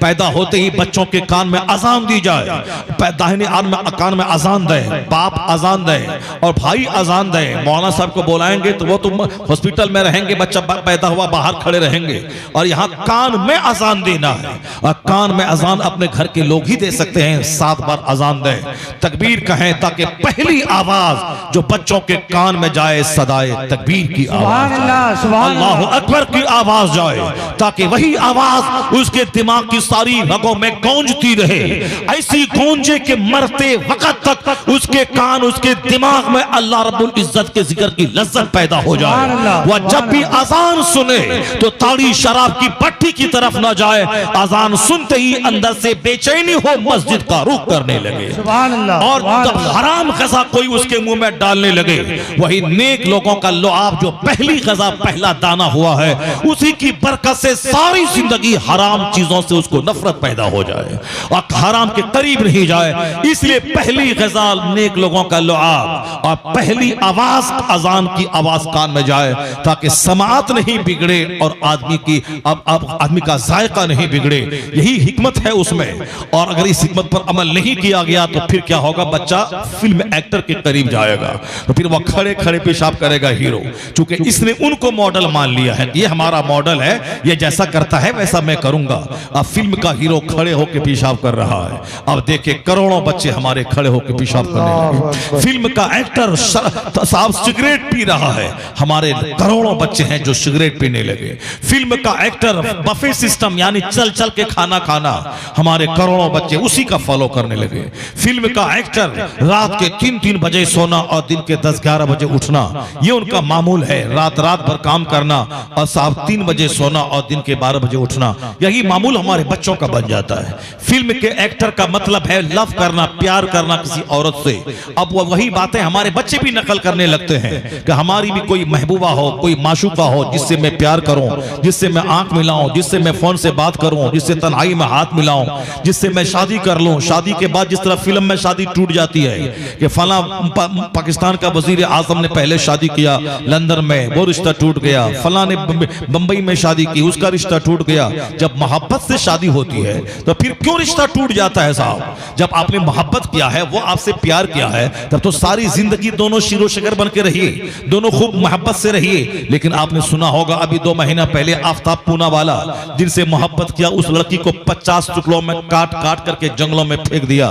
सारा हिंदुस्तान सहम गया कि जिस लड़की से प्यार किया है, अरे तुमने उसको काट कैसे दिया? जिसके जिस्म से तुमने फायदा उठाया है उसको तुमने काटा कैसे? वहां से सबक लेना चाहिए कि जो रिश्ता अल्लाह को नाराज करके कायम होता है उस रिश्ते में कभी बरकत नहीं होती है। क्योंकि वो रिश्ता, उसको लोगों ने लिव इन का नाम दिया था। शादी से पहले अजनबी लड़की से बात करना ये मुंह का ज़िना है, उसको आंख से देखना घूर घूर कर ये आंख का ज़िना है, उसके बदन को छूना ये हाथ का ज़िना है, और फिर शर्मगा उसकी तस्दीक को तकजीब करती है। तो एक हराम रिश्ता जो कायम हुआ उसमें कभी बरकत हो ही नहीं सकती है। उसका अंजाम कत्ल पे, उसका अंजाम जुदाई पे, उसका अंजाम तलाक पर। मुस्लिम समाज में भी जिन बच्चों ने मोहब्बत की शादी की, वह शादी 5 साल के बाद टूट जाती है, 10 साल के बाद टूट जाती है, कोई तो 5 महीने के बाद टूट जाती है। जब तुमने एक पान के 2 टुकड़े करना, इश्क और माशूकी तुमने किया है, आशिक और माशूक बन गए, माशूका और महबूबा की कहानी तुमने रची है, तब तो सारी जिंदगी दोनों मस्त रहना चाहिए। मगर नहीं, शादी के फौरी बाद तकरार होती है, चूंकि वह रिश्ता हराम का रिश्ता कायम हुआ है उससे। अब उसमें हराम काम किया है उसने, अब उसमें शादी करने के बाद उस हराम काम की नहुसत भी बाकी रहती है। और जब उसको निचोड़ ही लेता है शौहर, उसका आशिक, तो फिर वो दूसरी की तलाश में लग जाता है। इसका तो फायदा हमने इससे उठा लिया, अब सारी जिंदगी इसको ढोने की क्या जरूरत है? चूंकि हराम काम की सोच भी गंदी हो जाती है, इसलिए वो रिश्ता टूट जाता। मगर आपने देखा होगा जो रिश्ता अल्लाह के नाम पे कायम होता है, जिस रिश्ते में रसूल पाक की सुन्नत का एहतमाम होता है, यानी निकाह, लड़की को देखा नहीं लड़का, बाप ने तय कर दिया रिश्ता और लड़का उससे शादी कर लेता है। शादी से पहले बात नहीं किया है, शादी से पहले कोई ताल्लुक नहीं है। और जो लड़के शादी मंगनी हो गई, मंगनी के बाद निकाह होगा 4 महीने के बाद, इस 4 महीने में गटर जो बातें होती हैं दिन रात, उन बातों को समझता है कि मैं अपनी बीवी से बात कर रहा हूं। तेरी बीवी है वो कहां? वो तो अभी अजनबी औरत है, उससे बातें करना हराम है, उसका चेहरा देखना घूर घूर के हराम है, उससे बातें करना मजे ले के जबान का ज़िना है। क्यों ऐसा काम करता है? जो तेरी बीवी होने वाली है उससे 2-4 महीना सब्र तो कर ले, और तुम बातें करके क्यों अपने आप को जख्मी और अपनी बीवी को जख्मी बनाता है? और जब दोनों हो जाएंगे जख्मी और दोनों के शादी के बाद जो बच्चा पैदा होगा वो तो हो जाएगा महाजख्मी।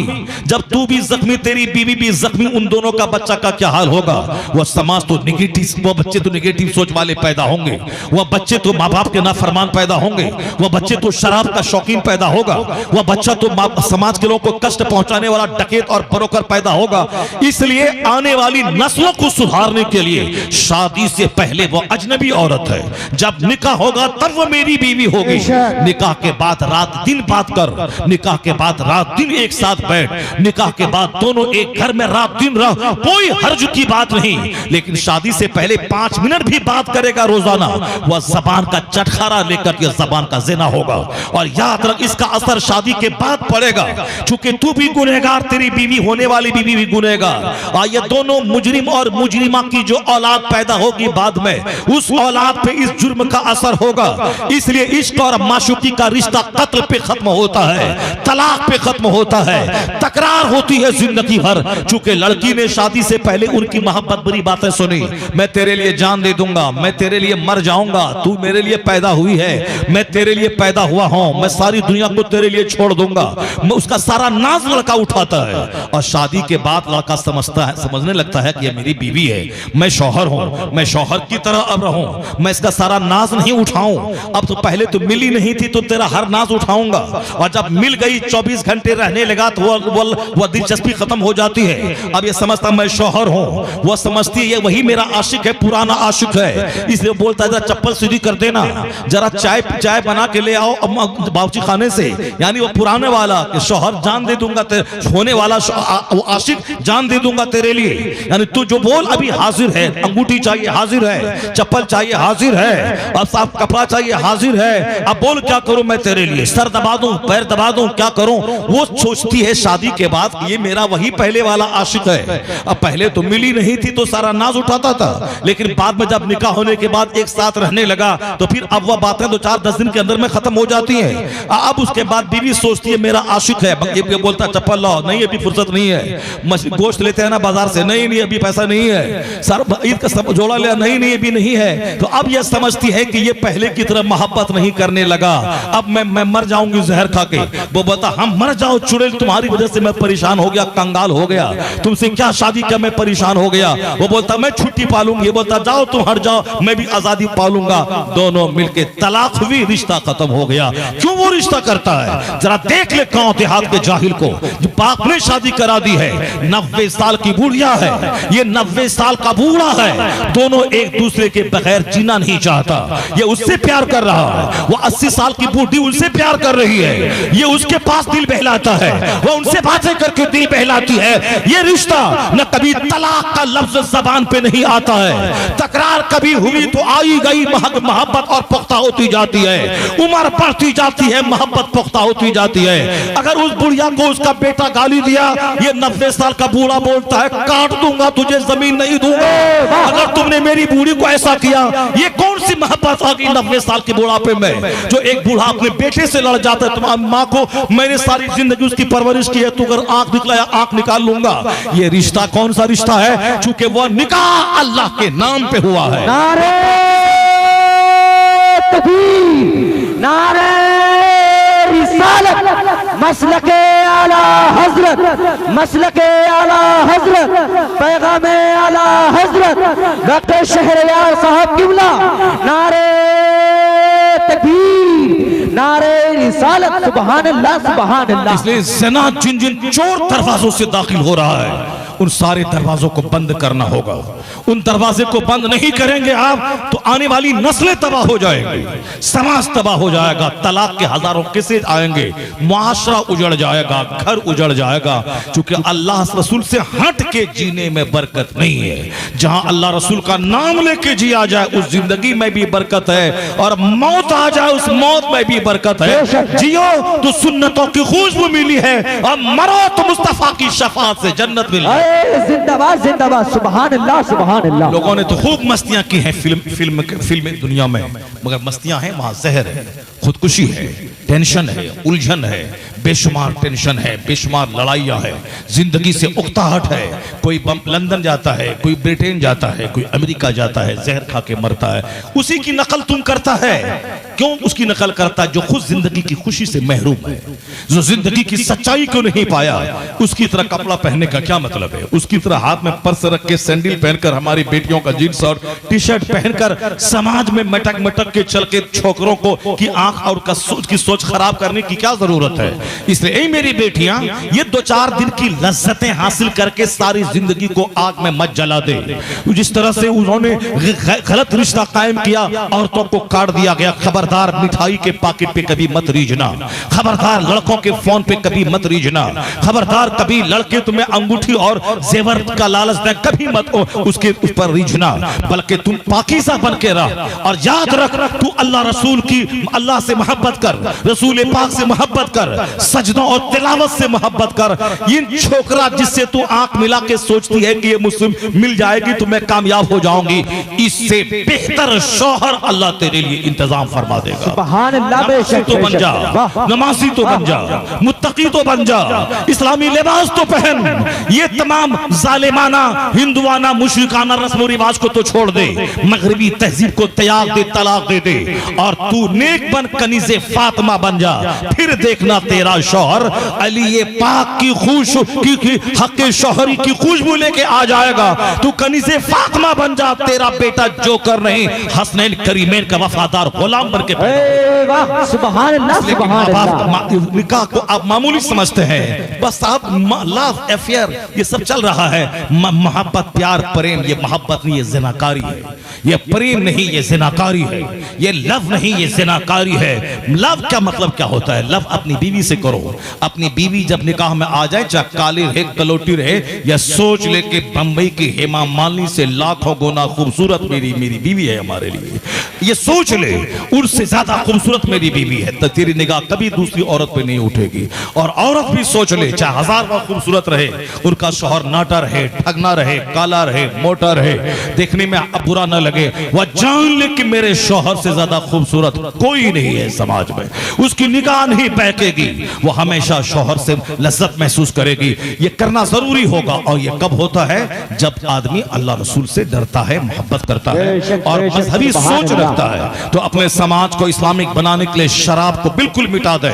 शराब से न भूख मिटती है, शराब से न प्यास मिटती है, शराब से न सेहत मिलती है, शराब से न बीमारी का इलाज होता है।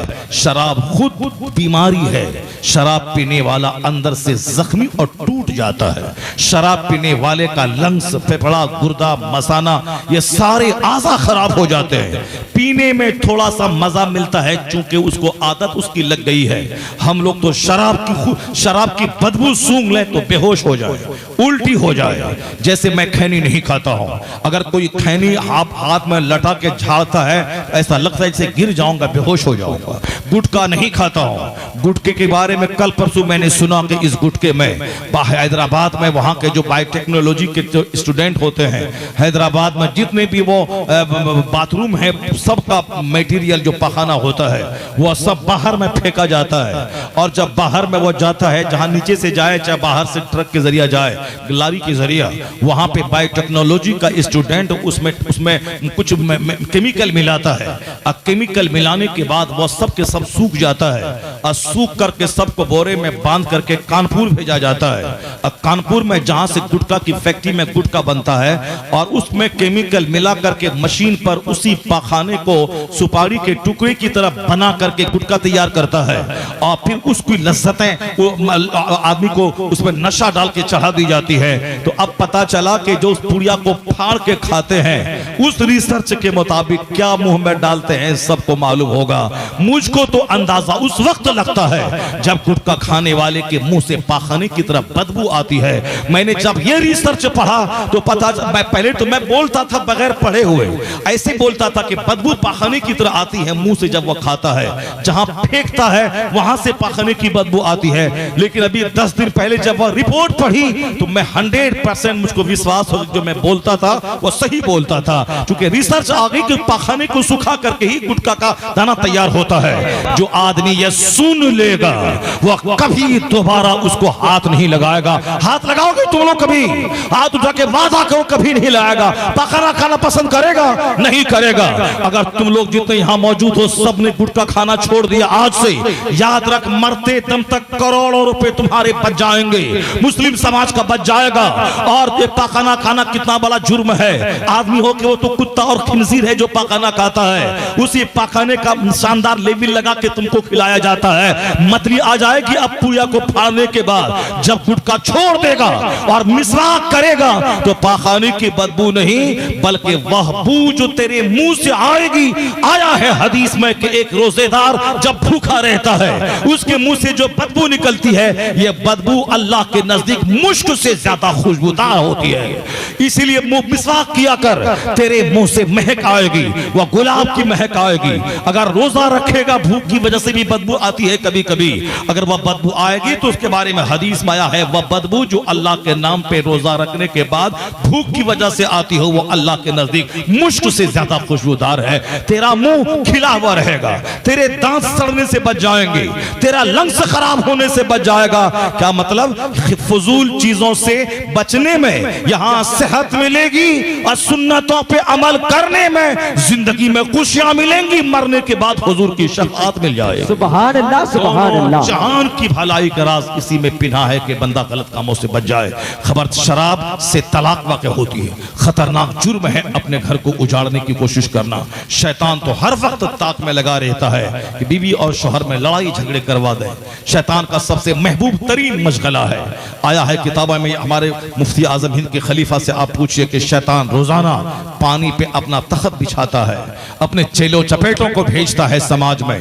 वह चेले चपेटे समाज के लोगों को बुराई करवाते हैं और जब शाम में वापस आता है तो शैतान का सरदार वह कुर्सी पर बैठा रहता है और उसके सारे चेले चपेटे आके अपनी कारकर्दगी बयान करते हैं कि मैंने ये किया, मैंने वो किया। ए भाई, ए भाई, ए देखो देखो देखो देखो देखो देखो यार, हम भी बंद कर दें तकरीर, भागो के हम बंद कर दें। देखो वहाँ गले में उसका ये लगा, रजाकार है, वॉलंटियर है ये लोग। वॉलंटियर होने के बाद भाग रहा है, कहाँ भाग रहा है? अब तो सारा मजमा शांत हो गया, मेरा भी खत्म हो गया। अब तो बैठ के सुन लो ना, बस एक हदीस पाक सुनाने के लिए मैं ये सब बांध रहा हूँ, तमीद बांध रहा हूँ और दीनी बातें पहुंचा रहा हूँ। बस एक हदीस पाक सुन लेना और चले जाना। सुनोगे ना आप लोग? जरा जोर से बोलो सुभान अल्लाह। अब तुम बताओ, तुम क्यों भाग रहा था? तुम दोनों क्यों भाग रहा था? सर में टोपी नहीं है तुम्हारी, क्यों नहीं? क्या समझ लिया तुम?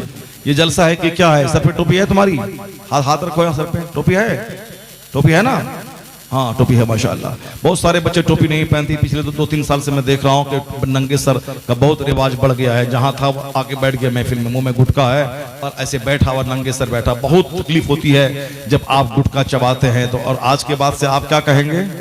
गुटखा की जगह आप क्या चबाते हैं? बस आप क्या चबाते हो आप समझ रहे हैं कि खबरदार कभी ना अपनी जानबूझ करके वो खतरनाक वो काम ना करें। जो पैसा उसमें से बचेगा उससे आप बादाम खरीद लें, बादाम खरीद करके जेब में रखें, जहां भूख का एहसास हो 2 बादाम मुंह में डालें, खाएं। ब्रेन बढ़ता है, उससे पॉजिटिव सोच आती है। हमारे शायर लोग कहते हैं कि हजरत आप 3-3 घंटा तकरीर करते हैं, 4-4 घंटा बोलते हैं, आवाज आपकी नहीं लगती है, क्या खाते हैं, क्या मटेरियल इस्तेमाल करते हैं? तो मैं कुछ नहीं लेता हूं, मैं कभी कभी वो बादाम खाता हूं और बादाम सुभान अल्लाह बादाम खाता हूँ, उस बादाम से ब्रेन बढ़ता है, उस बादाम से सीना मजबूत होता है।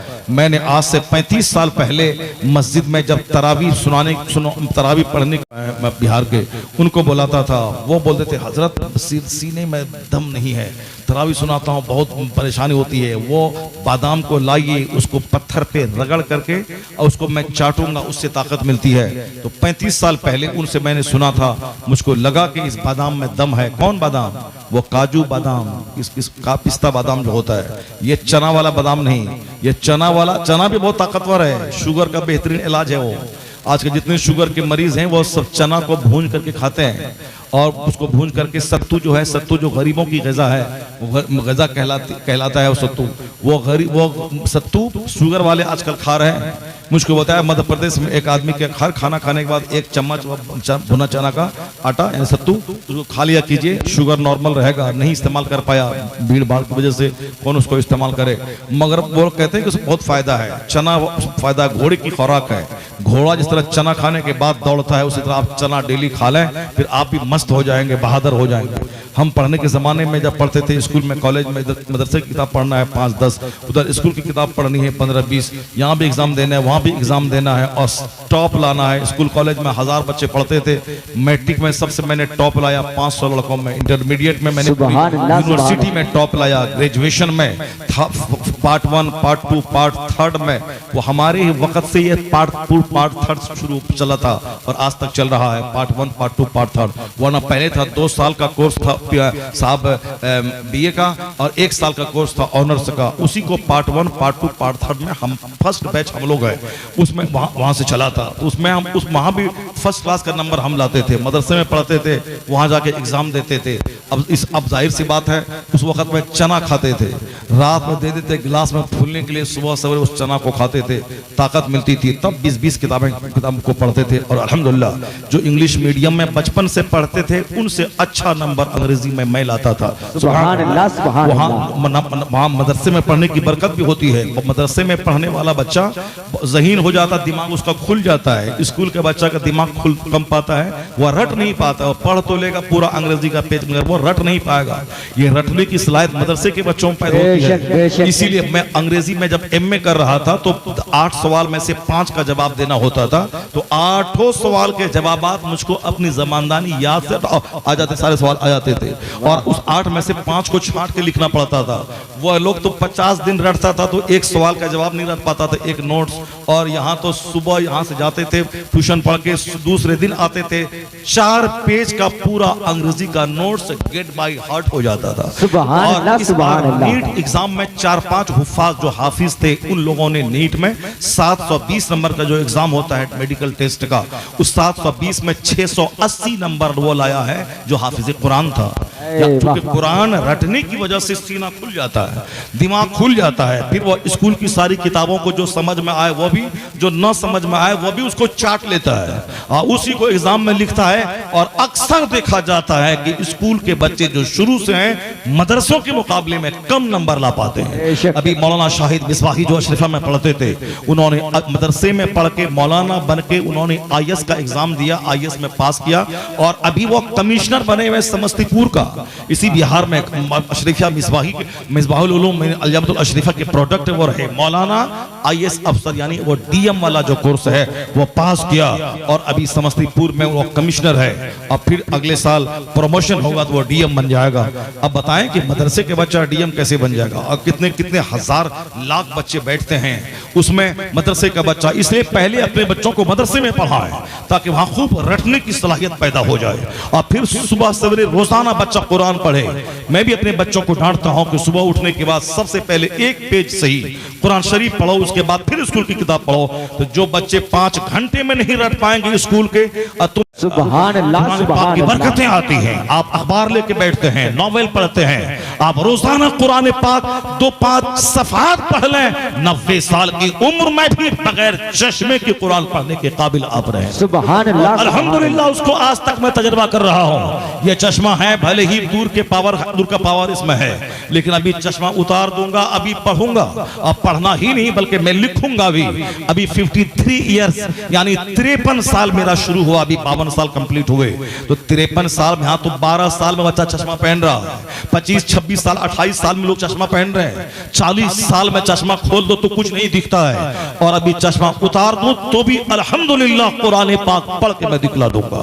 उर्दू की तहरीर पढ़ लेता हूँ। ये और बात है कि चश्मे से थोड़ी असहूलत होती है, लेकिन बगैर चश्मे के भी पढ़ा जाता है, ऐसा नहीं कि नहीं पढ़ पाएगा। तो जो शुरू से कुरान पाक पढ़ने का आदी होगा उसकी बीनाई भी पुख्ता हो जाएगी, उसकी बसारत भी अच्छी हो जाएगी, उसकी समात की ताकत भी अच्छी हो जाएगी, उसका सीना भी मजबूत हो जाएगा।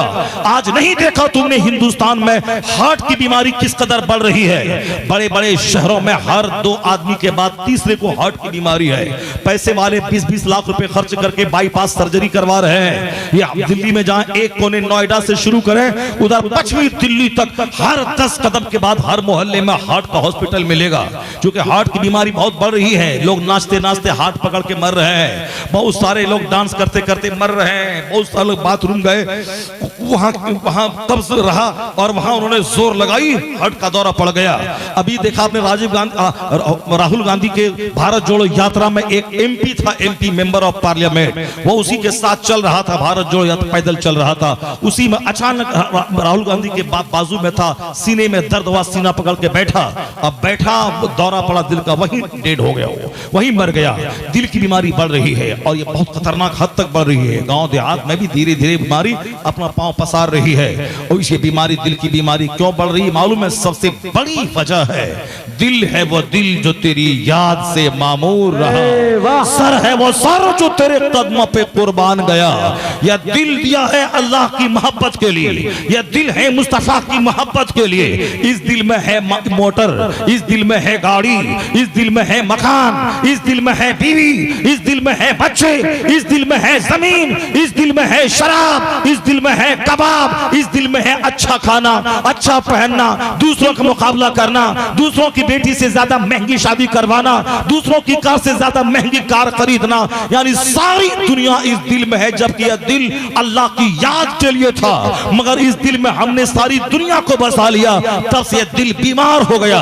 जब दिल बीमार हुआ तो हृदय ब्लॉकेज हो रही है, जब दिल बीमार हुआ बाईपास सर्जरी हो रही है, जब दिल बीमार हुआ अचानक दौरा पड़ के लोग मर रहे हैं। इसका इलाज न बाईपास सर्जरी है, इसका इलाज और न ही कोई दूसरा तरीका है, स्टंट लगवाना है। एक इलाज है दिल की बीमारी से बचने का, कि इस दिल को अल्लाह के जिक्र की खुराक दिया जाए। सीने पे हाथ रखे, या अल्लाह या रहमान या रहीम, दिले मारा कुन मुस्तकीम बेहक इय्याक नअबुदु व इय्याक नस्तईन रोजाना 11 बार सुबह 11 बार शाम पढ़ा जाए। हर नमाज के बाद सीने पर हाथ रखकर अला बिज़िक्रिल्लाह तत्मइनुल कुलूब 11 बार पढ़ा जाए। और सबसे ज्यादा जब भी मौका मिले अल्लाह का जिक्र किया जाए। अल्लाह के जिक्र से दिल को करार मिलता है, और जब दिल को करार मिलता है इसकी बीमारी भागती है। और जब दिल को अल्लाह का जिक्र ना मिले या दिल बेचैन हो जाता है, उसकी बेचैनी उस दिल की बीमारी को बढ़ा देती है। मैंने हैदराबाद के एक बहुत बड़े हॉस्पिटल में देखा कि हार्ट डिजीज के मरीज हर वक्त अल्लाह का जिक्र करें, यानी the best remedy is in the remembrance of Allah. मैंने हॉस्पिटल में लिखा हुआ देखा कि दिल की बीमारी का सबसे जबरदस्त इलाज अल्लाह का जिक्र करना है, अल्लाह का जिक्र करना है। अल्लाह का जिक्र कर, नमाज पढ़, तिलावत कर, दिल की बीमारी की नौबत नहीं आएगी। जिक्र इलाही से दिल मस्त रहेगा, 90 साल की उम्र हो जाएगी कभी, न सुस्ती आएगी, न दिल का मर्ज होगा, न मायूसी आएगी। यहाँ चेहरा खिलता रहेगा, मुस्कुराता हुआ मरेगा, मुस्कुराता हुआ जन्नत में दाखिल हो जाएगा। नारे तकबीर, नारे रिसालत, मसलके आला हजरत, मसलके आला हजरत, पैगामे आला हजरत। उस दिल की बीमारी में सबसे बड़ा फैक्टर, एक तो ये बात वही है जो मैंने कही आपको, दुनिया की मोहब्बत, सब दिल को दुनिया की मोहब्बत से सरशार किए हुआ। और दूसरा सबसे बड़ा कारण है शराब। चूंकि बड़े बड़े नेता अक्सर लोग शराबी, बड़े बड़े उद्योगपति अक्सर शराबी, बड़े बड़े रईस और मालदार अक्सर शराबी। शराब पीने वालों को 90% हार्ट की बीमारी का खतरा लगा रहता है।